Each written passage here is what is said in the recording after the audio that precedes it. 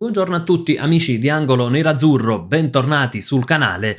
Giorno di Inter-Fiorentina, torniamo a parlare di calcio giocato, sarà importantissimo rialzarci subito, tornare subito alla vittoria, anche perché ieri il Napoli, pur con qualche problemino, ha portato via i 3 punti da Lecce e quindi naturalmente sarà fondamentale non aumentare la distanza di 3 punti che c'era prima di questa giornata.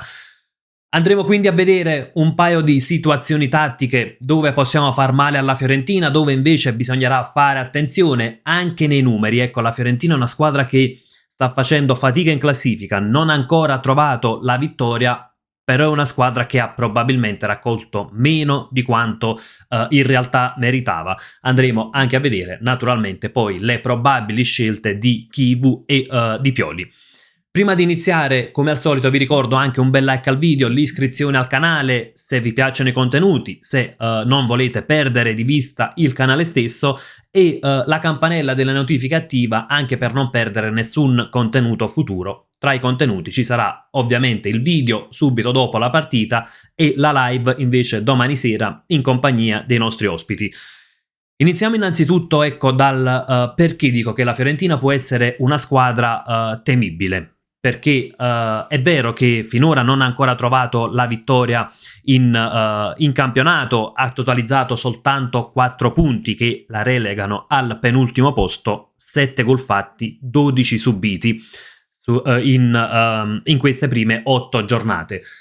Innanzitutto può essere una squadra temibile perché quando una squadra si trova all'ultima spiaggia e arriva in trasferta a San Siro è ovvio che cerca comunque di fare un po' la partita della vita, quindi sicuramente ci sarà l'aspetto emotivo con una Fiorentina che in questo momento deve assolutamente rialzarsi. Ha delle buone individualità, ecco, per fare qualche esempio, Gosens che conosciamo bene, Dodò, Ken, Gudmundsson, insomma sono tutti dei buoni calciatori e soprattutto, come dicevo, è una squadra che ha raccolto molto meno di quanto avrebbe potuto.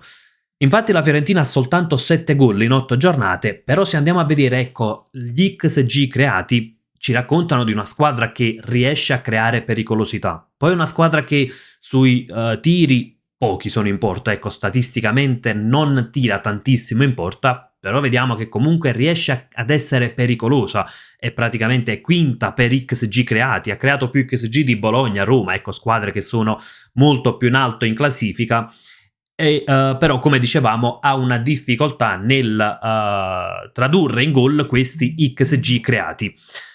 Allo stesso tempo, però, è una squadra che dei problemi ce li ha dal punto di vista difensivo. Ecco, 12 gol incassati e una delle squadre che ha incassato più gol rispetto, ecco, più gol della nostra Inter. E se andiamo a vedere però gli XG, mentre l'Inter ha concesso pochi XG agli avversari e quindi ha subito 11 gol con 7 XG concessi, la Fiorentina invece vediamo che ha concesso agli avversari ben 11,2 XG totali, quindi ci raccontano comunque di una squadra vulnerabile in difesa, una squadra che crea tanto che però concede anche tanto. Arriviamo anche a quella che può essere un po', ecco, la parte tattica del match dove la Fiorentina potrebbe creare dei problemi, dove invece secondo me potrebbe soffrire tanto l'Inter. Andiamo proprio alla lavagna, non sarà un'analisi tattica particolarmente lunga e noiosa, sono giusto quei 2-3 appunti che potremmo ritrovare in partita. Ecco, partiamo dal sistema di gioco che sembra speculare al nostro, in realtà però c'è un'interpretazione diversa, già a partire dai 2 attaccanti che vanno molto spesso in verticale e quindi noi non troveremo 2 calciatori in linea, Ken e Gudmundsson, ma troveremo Gudmundsson in questa posizione. E tanto è vero che anche se andiamo ecco, a sistemare le pedine, decisamente è più corretto metterla in questa posizione, schierarlo così l'attacco della Fiorentina. Gudmundsson va ad agire praticamente alle spalle di Çalhanoğlu e naturalmente è un calciatore che svarierà tanto, lo troveremo sicuramente anche all'interno dell'area di rigore, in alcune situazioni può trovarsi accanto a Ken, e anche però un calciatore che si abbassa verso il centrocampo con la mezzala sinistra che molto spesso è Fagioli, stasera però dovrebbe agire Ndour lì che si alza e quindi è insomma un calciatore che va ad agire tra le linee, Gudmundsson, e può dare qualche problemino, anche perché poi quando i calciatori vanno ad agire in zona di rifinitura, quindi tra difesa e centrocampo, c'è sempre un po' quel problema di chi va a prendere questo calciatore. Allo stesso tempo, Ken può essere, ecco, un pericolo importante per la retroguardia dell'Inter, perché è un calciatore bravo ad attaccare la profondità. Dal punto di vista fisico, ecco, stasera dovrebbe essere schierato ancora Acerbi da centrale. Dal punto di vista fisico, diciamo che sia Acerbi che De Vrij possono contrastare Ken. Forse Acerbi però fa più difficoltà se Ken va ad attaccare la profondità. E occhio perché la Fiorentina a volte costruisce anche per vie dirette. Ecco, quando non ha lo sbocco laterale già in prima costruzione, non esclude il lancio lungo del portiere, quindi questa può essere una soluzione a cui fare attenzione. Diciamo che costringere al lancio lungo su Ken può essere un vantaggio perché Acerbi è più alto, però se concediamo la profondità, come molto spesso accade, Ken può creare qualche difficoltà. Altro punto a cui far attenzione, oltre come detto ai movimenti delle due mezzali, ci sono le corsie esterne che la Fiorentina sfrutta tanto. Raramente vediamo i tre di difesa andarsi a sovrapporre, però si alzano molto i quinti, sia da un lato che dall'altro, e molto spesso vediamo anche i quinti, soprattutto a Gosens, che poi vanno a chiudere verso l'area di rigore e quindi un po' cercando anche quell'azione da quinto a quinto. In questo caso con Gosens che attaccherà da questo lato, e diciamo che per caratteristiche forse lui va più a chiudere all'interno dell'area rispetto a Dodò. Ecco, Gosens che attaccherà da questo lato sarà compito poi di Akanji e Dumfries andarlo a chiudere. Dovrebbero giocare entrambi, quindi non ci sarà un folto turnover, però sono d'accordissimo con questa scelta perché, come detto, la Fiorentina ha alcune individualità che possono creare dei problemi. Cosa invece la Fiorentina può soffrire dell'Inter? Innanzitutto le verticalizzazioni rapide sugli esterni. In fase di non possesso la Fiorentina non è una squadra che fa un pressing estremo, ecco, non è un pressing uomo su uomo, però porta comunque un baricentro alto in non possesso e lo ha fatto contro il Bologna, lo ha fatto per larghi tratti anche contro la Roma, poi intensifica il pressing quando c'è la possibilità di recuperare palla.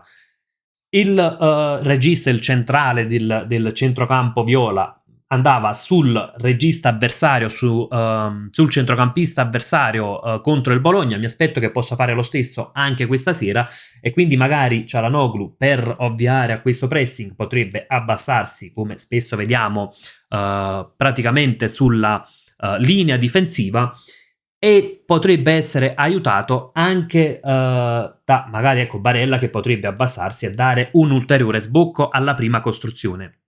Come dicevamo, gli esterni attaccano tanto, in transizione però possono lasciare spazi proprio in queste zone del campo, e quindi probabilmente le due corsie esterne potrebbero essere un punto debole per la Viola che poi si risistema con una linea 5, però insomma prima di risistemarsi, ecco, se l'Inter riesce a verticalizzare subito in costruzione può creare qualche difficoltà. Per quanto riguarda la coppia d'attacco, che dovrebbe essere Lautaro più Esposito, anche qui non proprio come fa la Fiorentina, con cui Gudmundsson va a fare il trequartista, però naturalmente più Esposito sarà più in area, quindi più a duellare fisicamente. Lautaro probabilmente farà il lavoro di raccordo, e occhio, Pio può aprire spazi sia per Lautaro sia per Sucic, che è bravo ad inserirsi e quindi ad abbinare un po' quelle due fasi di gioco. Insomma, è una Fiorentina che presenta diversi punti deboli, come abbiamo visto, concede tante occasioni agli avversari, concede gol, e probabilmente questi sono dei punti che l'Inter può andare a sfruttare. In realtà c'è un altro aspetto che l'Inter deve assolutamente sfruttare, e sono i calci piazzati. Questa è la classifica dei gol subiti da calcio piazzato. La Fiorentina, insieme al Cagliari, è quella che ne subisce di più. Ben 5 gol subiti da piazzato nelle prime 8 giornate. L'Inter ha tra i suoi punti di forza proprio i gol molto spesso da corner, ecco, quindi sicuramente sono altre situazioni da andare a sfruttare, nonostante all'altezza, perché poi i difensori della Fiorentina non sono per nulla bassi, però è sicuramente un punto da sfruttare. Andiamo a vedere anche le probabili formazioni, vediamo brevemente quella della Fiorentina, poi ci concentriamo su quella dell'Inter, quindi De Gea, Comuzzo, Pablo Mari e Ranieri in difesa, Dodò, Som, Mandragora, Andur e Gosens a centrocampo, Gudmundsson a supporto di Ken. Ecco qui proprio quello che dicevamo prima, la grafica è di Sky Sport con Gudmundsson che va proprio a supporto dell'attaccante, va ad agire proprio da trequartista. Vediamo anche la nostra formazione, Sommer 3 pali, purtroppo è scontato, infatti va un grandissimo abbraccio a Josep Martinez che si è trovato coinvolto in un incidente che purtroppo poi è stato mortale e come ben sappiamo tutti, sembra che le colpe del nostro portiere siano minime o quasi, ecco, non poteva evitare l'impatto, quindi naturalmente non sarà aggregato alla squadra, Sommer titolare, Akanji, Acerbi, Bastoni in difesa. Ecco, come detto, Acerbi potrebbe soffrire qualcosa sulla profondità, forse De Vrij potrebbe aiutare di più a contenere lo scatto di Ken, anche se poi ecco Acerbi è bravo invece sul duello fisico, soprattutto quando c'è l'attaccante che dà punti di riferimento. Dumfries, Barella, Çalhanoğlu, Sucic, Di Marco, ovviamente dovremo fare a meno per infortunio di Mkhitaryan. Sono d'accordissimo con la scelta Sucic, perché è vero che nelle ultime uscite Zielinski ha sempre fatto molto bene, però insomma Sucic dopo un inizio importante, un inizio quasi sfavillante contro il Torino, è stato un po' accantonato, giusto dargli la possibilità, anche perché, come detto prima, P. Esposito potrebbe aprire spazi anche per gli inserimenti dei centrocampisti, Sucic in questo è bravissimo. Coppia d'attacco, Lautaro più Esposito, probabilmente dovuto anche al fatto che Pio nelle ultime partite non è partito da titolare, quindi concordo anche con questa scelta, giusto dare spazio a Pio Esposito e in generale è quindi un Inter che non va molto sul turnover.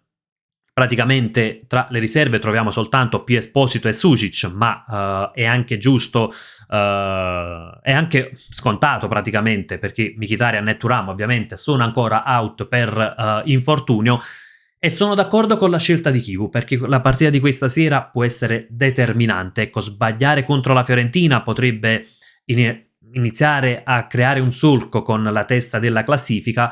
Tra l'altro poi ci saranno Verona, che non è una partita scontata, ma forse il tasso di difficoltà è leggermente inferiore alla sfida con la Fiorentina, e poi ci sarà il Kairat dove la partita è quasi scontata, quindi lì sicuramente ci saranno tante rotazioni da fare, ma stasera bisogna portare a casa i 3 punti, bene non stravolgere la squadra.